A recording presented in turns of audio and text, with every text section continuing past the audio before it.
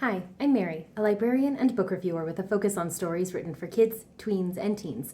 Today, I get to share with you this book called The Lighthouse Back Home, written by Jody Auburn. This is the sequel to Matthias, The Ghost of Salvation Point. This story is about 11-year-old Dylan and his best friend Alex. They have united in school because neither of them really fit in, and they have bonded over their shared love of boating. One day, when the two venture out to a nearby island in search of buried treasure, an inadvertent capsizing of their boat sends them over 100 years in the past. So it is up to them to figure out when they are, where they are, and how they might ultimately be able to go back home. This story is a really interesting sequel to the first one because one character bridges the two, first in life and then in death. So as Matthias is a ghost in the first book, he is alive and well in the second one, but he doesn't know Dylan yet, and so it requires a lot of belief in order for Dylan and Alex to convince everyone that they've really come from the future and that the 1800s isn't really where they belong. So as they're going through the story, they are encountering lots of different kinds of characters. They're seeing the world through the lens of the late 1800s.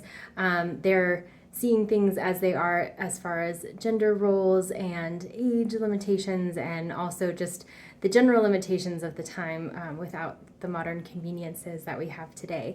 The story takes place and is presented first from Dylan's point of view.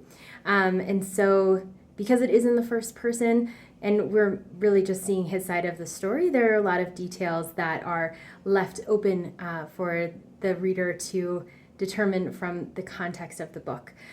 So this is written for upper middle grade, I would say. Dylan is 11 years old, but it reads a little bit older than that. As you can see in here, the text is fairly dense.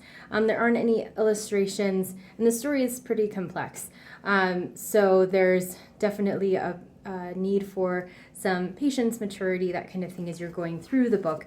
So I'd say upper middle grade, getting into YA. So if you've got an advanced middle grade reader who's ready for the complexity of YA but not quite the content of YA, this might be a great fit for them. If you've read the first book, that really helps with you understanding who the characters are and how they are related, but there is information in this book to help orient you even if it's been a little while since you read that first one. So if this sounds like a great fit for you or for someone you know, I hope you look for it at your favorite bookstore.